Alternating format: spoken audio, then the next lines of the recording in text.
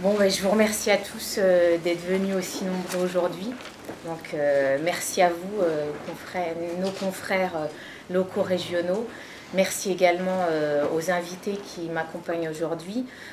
Edoui Plenel, que vous connaissez tous certainement, sinon personnellement au moins de nom et de réputation, qui est le fondateur de Mediapart, notre principal pour l'instant et unique partenaire média régulier. Vous avez également à mes côtés Maître Mignard et Maître Terrel qui représentent nos intérêts, les intérêts de Dijonscope aujourd'hui dans cette affaire et qui font partie du cabinet d'avocats Lysias. Donc sachez aujourd'hui que sans aucune prise de contact préalable pour évoquer confraternellement cette affaire, les SA Le Bien Public et les journaux de Saône-et-Loire nous assignent aujourd'hui en référé, puisque le référé aura lieu demain matin, mardi 1er juin, à 9 h au tribunal de grande instance de Nancy. Pour dire en quelques lignes ce qu'est Dijonscope aujourd'hui et vous présenter un petit peu la situation, nous sommes quotidien d'information régionale en ligne.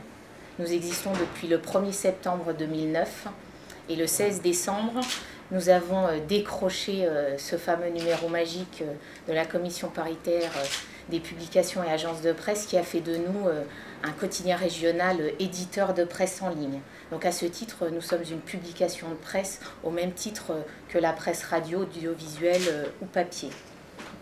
Nous faisons également partie du SPIL, qui est le syndicat de la presse indépendante d'information en ligne, depuis sa création. En termes de ligne éditoriale, nous sommes clairement établis sur la région Bourgogne, plus principalement Dijon-Grand Dijon. Et nous vous proposons aujourd'hui, à vous et à nos lecteurs, une information 100% originale en termes d'actualité, agenda ou bonnes adresses. Mais nous avons aussi cette fameuse revue du web ou revue de presse qui est aujourd'hui au cœur de la problématique qui nous oppose au bien public. Depuis août 2009, avant même la création de Dijonscope, j'ai annoncé clairement nos intentions sur Internet en ce qui concerne cette revue de presse. Nous avions alors créé un groupe sur Facebook où je disais clairement, et vous pouvez le retrouver en ligne encore aujourd'hui, qu'il s'agissait de valoriser le travail de nos confrères, notamment locaux et régionaux.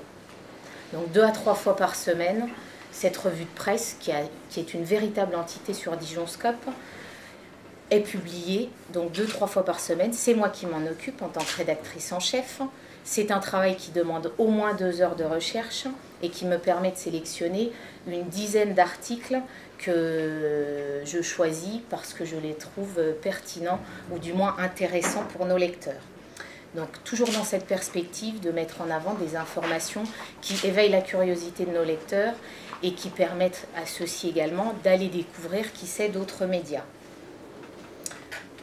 Malheureusement, les SA Le Bien Public et les journaux de Saône-et-Loire s'en offusquent aujourd'hui et vont jusqu'à nous demander 20 000 € par société de dommages et intérêts pour se voir retirer en plus tous les articles qui y sont liés. Aujourd'hui, clairement, depuis quelques jours du moins, ils nous accusent publiquement de pillage et de vol d'informations, ce que nous réfutons absolument.